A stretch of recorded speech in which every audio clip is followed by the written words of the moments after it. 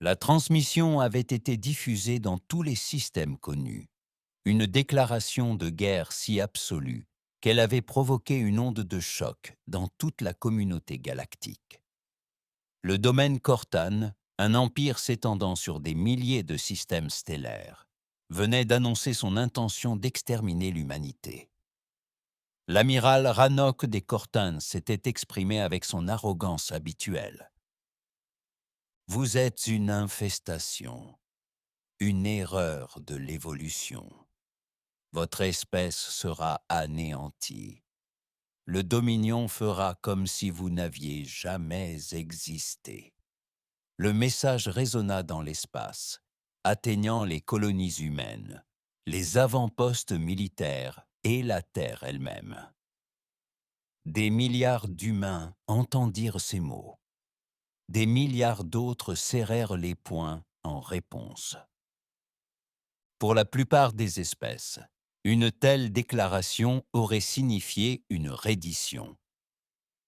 Les Cortans avaient déjà anéanti des dizaines de civilisations, leur flotte de guerre étant invincible.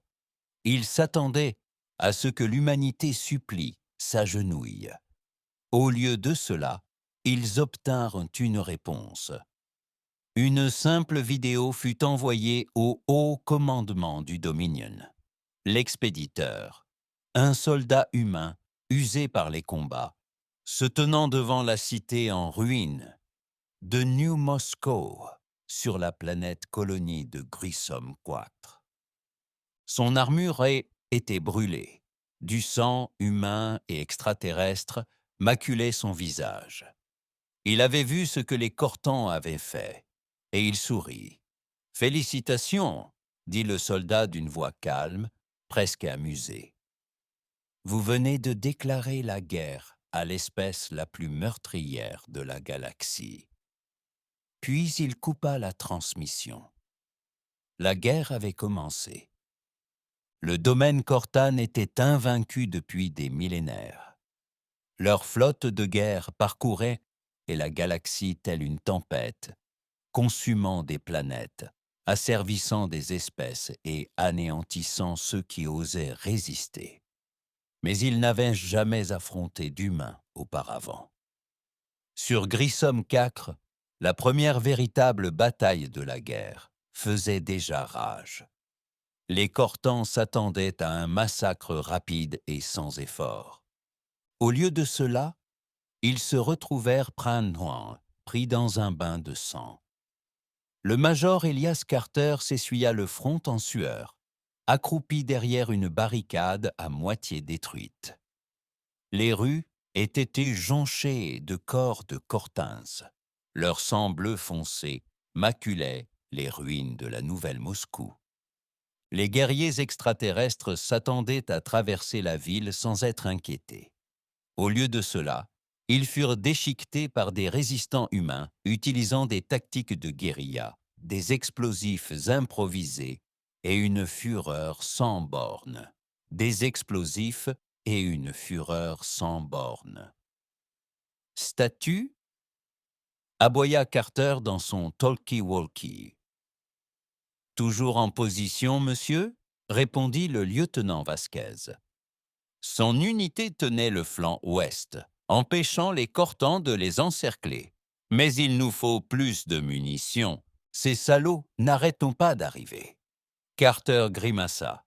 Ils connaissaient tous la réalité de la situation. Grissom 4 était condamné. Les Cortans avaient envoyé une force d'invasion complète. Aucune aide n'arrivait. Les flottes terrestres se mobilisaient encore. Leurs ordres étaient simples. Faites saigner les Cortans. Tenez bon aussi longtemps que possible, dit-il. Et si vous devez vous replier, assurez-vous de leur laisser un cadeau d'adieu. Vasquez eut un rire sombre. Déjà en train de charger, le major Carter reporta son attention sur le champ de bataille. Au loin, les machines de guerre Cortan grondaient à travers la ville, leurs canons à plasma rasant des bâtiments entiers. Mais les humains ne se battaient pas à la loyale. Ils frappaient dans l'ombre, posaient des pièges, attiraient les Cortans dans des embuscades. Chaque rue qu'ils empruntaient était payée de sang. Les Cortans pensaient que l'humanité serait une conquête facile. Ils apprenaient le contraire. À travers la galaxie, la nouvelle de la bataille se répandit. D'autres civilisations, longtemps intimidées par le domaine Cortan, observèrent avec incrédulité la riposte des humains, simples parvenus sur la scène galactique. Et puis, un événement inattendu se produisit. Le Haut Conseil du domaine reçut un rapport qui les glaça profondément. Les humains s'étaient emparés d'un vaisseau de guerre Cortan. Contre toute attente, une petite équipe d'intervention humaine avait infiltré un cuirassé du Dominion, massacré son équipage et l'avait détourné.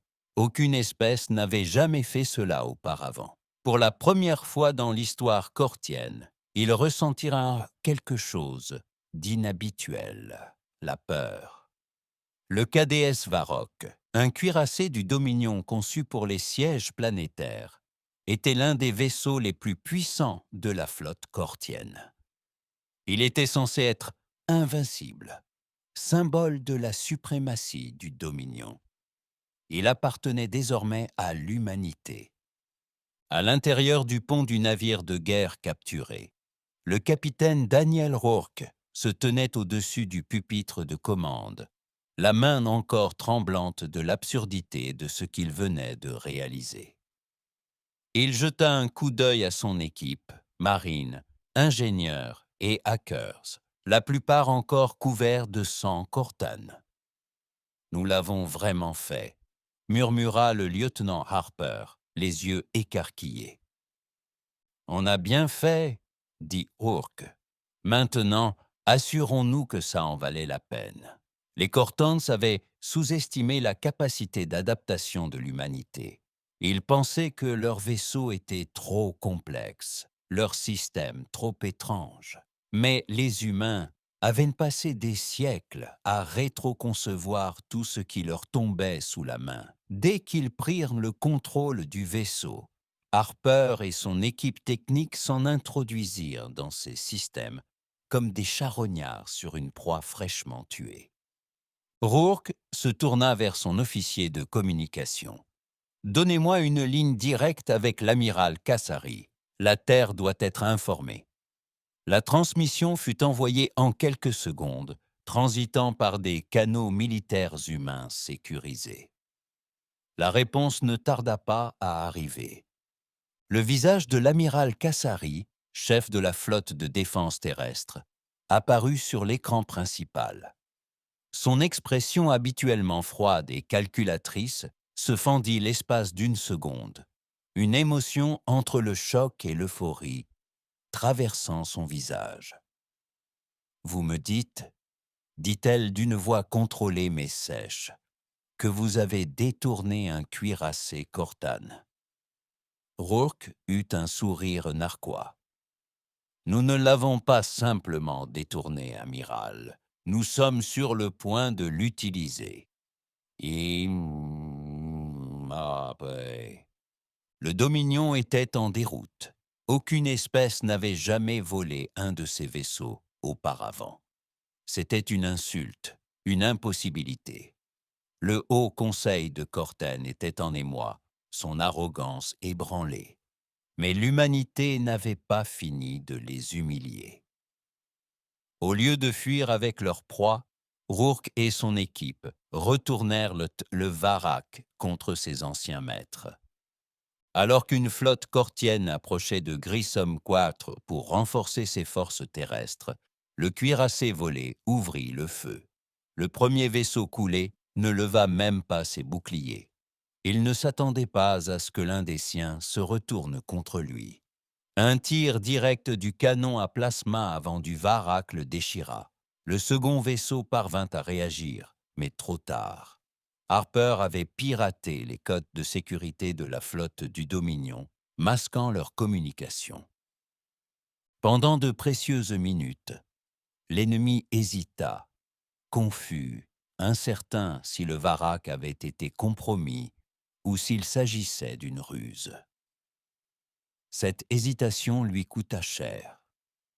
La flotte humaine, désormais mobilisée et en pleine action, quitta l'hyperespace. Et puis, pour la première fois de l'histoire, une flotte cortienne tomba dans une embuscade. Au sol, le major Carter et ses résistants observaient une pluie de feu tomber du ciel. Au début, ils s'attendaient au pire, à de nouveaux renforts cortiens, mais le calme de Carter reprenait. « Major, ici le capitaine Rourke à bord du Varrock. On va leur faire goûter leur propre médecine. » Carter fixait le ciel, observant la panique des forces du Dominion, autrefois invincibles. Un lent sourire éclaira son visage ensanglanté. « Il était temps, » murmura-t-il. L'impossible s'était produit. Le Dominion avait déclaré la guerre à l'humanité. Mais maintenant, pour la première fois, ils réalisaient leur erreur. Ils n'avaient pas déclaré la guerre à une espèce comme les autres. Ils avaient déclaré la guerre aux combattants les plus meurtriers de la galaxie, et l'humanité n'en était qu'à ses débuts. La bataille pour Grissom 4 avait été un massacre, mais pas pour l'humanité. La flotte cortienne, autrefois considérée comme invincible, était en ruine. Ce qui restait de leurs vaisseaux de guerre battait en retraite, brisés et humiliés. À la surface, les dernières forces terrestres cortiennes s'efforçaient d'évacuer, mais le major Carter et ses résistants n'étaient bien pas prêts à laisser faire. Les humains avaient passé des jours à souffrir sous l'occupation cortienne, regardant leurs villes brûlées, leurs peuples exécutés. L'heure de la revanche était venue. Carter enjamba le cadavre fumant d'un officier cortien, son fusil encore chaud après la dernière rafale. Son système de communication grésilla. « Major », dit Vasquez. Les derniers d'entre eux se retranchaient près du spatioporte, tentant de fuir. Carter cracha par terre. « Ils sont vraiment affreux. » Il se tourna vers ses combattants, la plupart abattus et épuisés, mais toujours debout, combattants. « Ils croient pouvoir nous faire ça et s'en vont, » grogna-t-il, la voix emplie de pure fureur. « Ils sont venus sur notre monde, ont tué notre peuple. Maintenant, ils s'enfuient. Bon sang, non, on en finit. » Un chœur de cris de guerre retentit tandis que les humains chargeaient. À travers la galaxie, la nouvelle de Grissom 4 se répandit comme une traînée de poudre. Le domaine Cortan, l'empire autrefois invincible, venait de subir l'impensable, une défaite face à une espèce inférieure. Pour la première fois de son histoire, ce n'étaient pas eux qui anéantissaient les civilisations. C'étaient eux qu'on traquait. Le cuirassé volé, le Varrock, désormais entièrement sous contrôle humain, n'était pas seulement un trophée. C'était une arme. Rourke et son équipage procédaient déjà à des modifications, supprimant la technologie Cortan et la remplaçant par l'ingéniosité humaine. Le premier vaisseau de guerre du Dominion piloté par des humains allait devenir bien plus dangereux, et puis arriva la transmission qui bouleversa tout. L'amiral Cassari se tenait devant le commandement militaire de la Terre unie, son visage visible dans chaque colonie, avant-poste et vaisseau.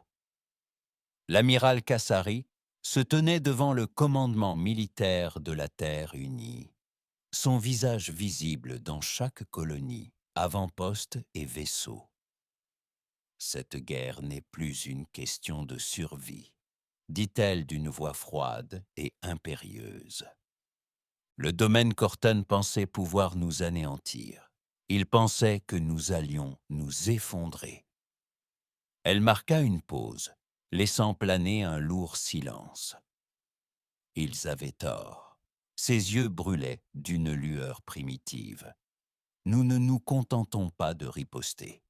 Nous les traquons maintenant.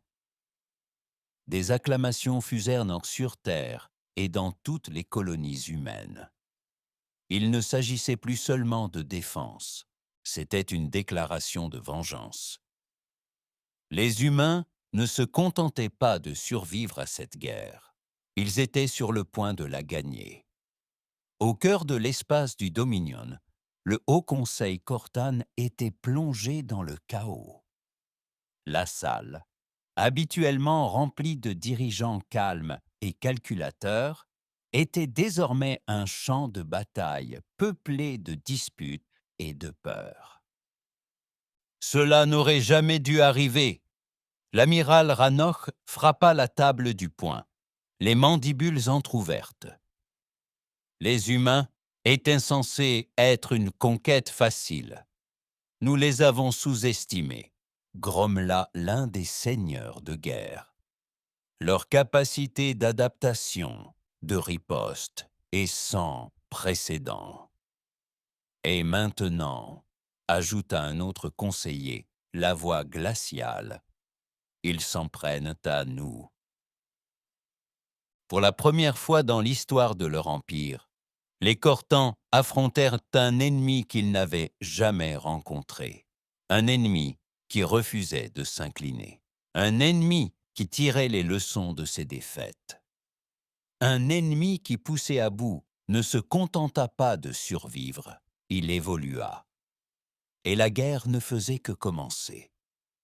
La première contre-offensive humaine dans l'espace du Dominion démarra dans le feu et la fureur. Utilisant le Varak volé comme fer de lance, les forces terrestres lancèrent une frappe chirurgicale en territoire cortain. La cible était Velrat, une planète de ravitaillement fortement fortifiée, chargée d'alimenter la machine de guerre du Dominion. Une invasion planétaire à grande échelle était suicidaire.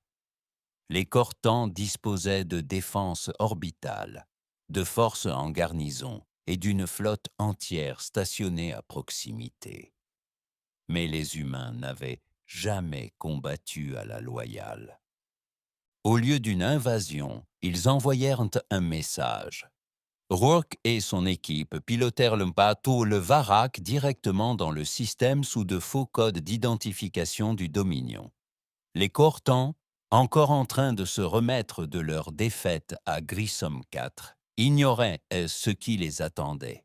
Et puis, lorsque la flotte Cortane comprit enfin qui pilotait le vaisseau, les humains actionnèrent le coupe-circuit.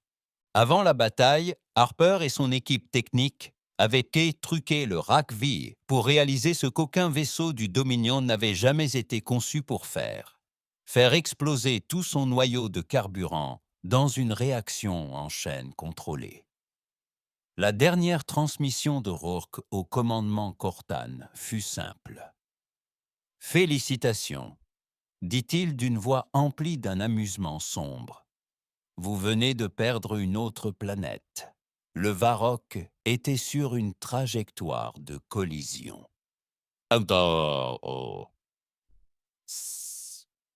Impact. L'explosion fut cataclysmique. Un cuirassé du Dominion volé, surchargé de suffisamment de carburant plasma pour incinérer une flotte, explosa juste au-dessus des principaux centres de ravitaillement de Velrat. L'onde de choc paralysa l'effort de guerre Cortan dans ce secteur. Les dépôts de carburant furent anéantis et des chaînes d'approvisionnement entières furent brisées.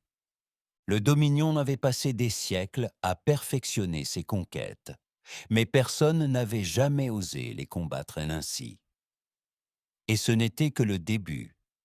Les Cortans ne perdaient pas seulement des vaisseaux et des planètes. Ils perdaient bien pire, leur réputation. À travers la galaxie, les espèces autrefois soumises au joug du Dominion commencèrent à observer attentivement la situation. Si les humains pouvaient riposter, s'ils pouvaient saigner l'insaignable, alors peut-être n'étaient-ils pas seuls. Des insurrections éclatèrent sur les mondes contrôlés par les Cortans. Des espèces esclaves, qui avaient depuis longtemps accepté leur sort, se révoltèrent. Les lignes de ravitaillement furent sabotées, les patrouilles cortanes furent prises en embuscade, et les commandants militaires se retrouvèrent traqués sur leur propre territoire. Les Cortans avaient régné par la peur. Maintenant, c'était eux qui avaient la peur. Le Haut Conseil se réunit à nouveau, et leur chambre autrefois fière était désormais emplie d'inquiétude. « Nous ne pouvons pas laisser cela continuer », gronda l'amiral Ranoche, ses mandibules claquant de frustration. « Les humains doivent être éradiqués, tous. »« Mais comment ?»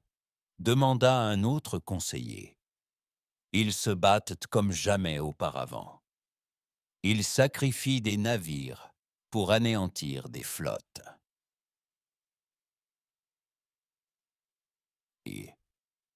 Ils détruisent les chaînes d'approvisionnement au lieu de les revendiquer. Ils ne se battent pas pour un territoire, ils se battent pour nous tuer. » Les mots résonnaient lourdement dans la salle. Les Cortans s'étaient toujours crus les prédateurs suprêmes de la galaxie, mais maintenant, ils avaient réveillé quelque chose de pire. Ni une proie, ni un ennemi. Une espèce qui, poussée à bout, devenait monstrueuse. Ils avaient réveillé l'humanité. De retour sur Terre, l'amiral Cassari se tenait au centre de commandement de guerre, les yeux rivés sur la carte holographique de la galaxie. Le Dominion comptait encore des milliers de mondes. Leur flotte était et toujours 100 fois plus nombreuse que celle de l'humanité. Mais maintenant, la guerre n'était plus une question de nombre. C'était une question de stratégie. C'était une question de peur. Cassari se tourna vers ses officiers. « Nous n'avons pas besoin de vaincre le Dominion en guerre ouverte, » dit-elle. « Il nous suffit de le briser. » Un nouveau plan se dessinait. Une guerre non pas territoriale, mais d'annihilation. Leur chaîne d'approvisionnement, leur structure de commandement, leur foi même en leur propre pouvoir. Nous prenons tout. Elle regarda les officiers autour d'elle, les stratèges les plus redoutables que l'humanité ait jamais produits. Montrons-leur ce qui arrive lorsqu'on déclare la guerre à l'espèce la plus meurtrière de la galaxie. La guerre n'était plus une question de survie, c'était une question de domination. Et l'humanité n'en était qu'à ses débuts.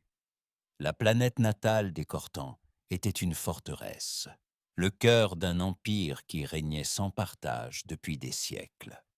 Aucune espèce n'avait jamais osé l'attaquer. Jusqu'à présent, l'humanité ne se contentait plus de mener une guerre. Elle délivrait un message. Le commandement militaire terrestre avait élaboré une stratégie si audacieuse, si complètement insensée, qu'aucun amiral Cortan ne s'y serait attendu. Au lieu de se frayer un chemin à travers les défenses extérieures du Dominion, les humains allaient trancher la tête de la bête. Le plan était simple.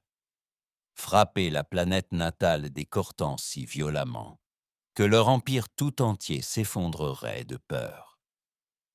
L'opération exécutionnaire avait commencé. Une petite flotte de vaisseaux furtifs humains échappa aux patrouilles extérieures du Dominion. Les Cortans avaient passé des décennies à préparer des invasions et non des assassinats. Une petite flotte de vaisseaux furtifs humains échappa aux patrouilles extérieures du Dominion. Les Cortans avaient passé des décennies à préparer des invasions et non des assassinats. Leur défense était conçue pour affronter d'immenses armadas et non quelques agents humains soigneusement placés. Parmi eux se trouvait le capitaine Rourke, l'homme qui avait volé le rocher de Var, qui menait désormais une nouvelle mission, encore plus suicidaire. Le plan: entrer, semer le chaos et repartir. Rourke et son équipe infiltrèrent les stations spatiales en orbite autour de la planète Cortan, posant des détonateurs le long des grilles de défense clés. Les humains avaient découvert quelque chose qu'aucune autre espèce n'avait découvert avant eux. La technologie du Dominion était puissante, mais elle n'était pas invincible. Leurs réseaux électriques et d'approvisionnement étaient tous vulnérables. Les détonations étaient synchronisées. Un seul ordre fut envoyé. Boum! En un instant, la moitié des défenses planétaires cortiennes furent anéanties. Et c'est là que la véritable attaque commença. Les Cortiens s'attendaient à une invasion. Ils s'attendaient à des flottes, des soldats, des batailles terrestres. Au lieu de cela, ils eurent droit à l'annihilation. La première force d'attaque humaine ne débarqua pas. Ils bombardèrent des vaisseaux de guerre humains, plus petits et plus rapides que les croiseurs de bataille du Dominion, lancèrent des obus de canons électriques dévastateurs sur des infrastructures clés. Des installations militaires disparurent. Des centres de ravitaillement furent réduites en poussière. La structure de commandement cortienne était en proie au chaos. Les généraux hurlaient des ordres que personne ne pouvait suivre. Les navires de guerre se précipitaient pour décoller, mais étaient abattus avant de quitter l'atmosphère. Les humains ne se battaient pas pour un territoire. Ils démantelaient un empire. Les navires de guerre se précipitaient pour TAC et pour décoller, mais étaient abattus avant de quitter l'atmosphère. Les humains ne se battaient qu'un pas pour un territoire. Ils démantelaient un empire. Et les Cortans ne savaient donc pas comment les arrêter. Au cœur du palais de l'empereur Cortan, l'ancien puissant dirigeant du Dominion fixait les creux avec incrédulité. « C'est impossible », murmura-t-il. « Ce sont des primitifs. Ils sont faibles. » Un officier proche tremblait en parlant. « Monseigneur, les humains ont... » La porte explosa. La fumée et le feu emplirent la pièce, tandis que Rourke et son équipe entraient en trombe. Des soldats humains couverts de sang et de cicatrices de guerre pointèrent leurs armes sur le chef le plus redouté de la galaxie. Rourke s'avança, le visage indéchiffrable. « Vous avez déclaré la guerre à l'humanité, » dit-il froidement. L'empereur, autrefois si arrogant, si intouchable, se recroquevillait maintenant devant eux. Rourke leva son pistolet. Grave erreur. Un coup. L'empereur Cortan était mort. À travers le Dominion, la nouvelle se répandit comme une traînée de poudre. L'empereur était mort. Leur planète natale était en ruine. Leurs flottes étaient anéanties. Sans commandement, sans peur pour les maintenir dans le rang, les esclaves du Dominion finirent par se soulever. Les planètes se révoltèrent. Des officiers Cortans furent assassinés dans leur propre centre de commandement. Des armées d'esclaves se retournèrent contre leurs maîtres, les massacrant sans pitié. Le Dominion s'effondrait, et les humains, ils ne s'arrêtèrent pas. Des mois plus tard, sur une planète du Dominion en ruine, l'amiral Cassari se tenait au milieu des décombres de ce qui était autrefois le plus grand empire de la galaxie. Une guerre qui aurait dû durer des siècles avait été gagnée en quelques mois. Elle regarda les soldats humains rassemblés, leurs visages usés mais victorieux. Ils se prenaient pour les prédateurs A, dit-elle. Elle se retourna, observant les vestiges en flammes du Dominion. Ils avaient tort. Pour la première fois dans l'histoire, la galaxie avait un nouveau dirigeant. Et les humains, ce n'étaient pas des conquérants, c'étaient des chasseurs. Pendant des siècles, le Dominion avait régné par la peur. Désormais, l'humanité avait pris sa place. Certaines civilisations célébraient leur arrivée. D'autres tremblaient, car la galaxie avait appris une vérité terrifiante. On ne déclare pas la guerre à l'humanité, car si on le fait, ce n'est pas la guerre, c'est l'extinction.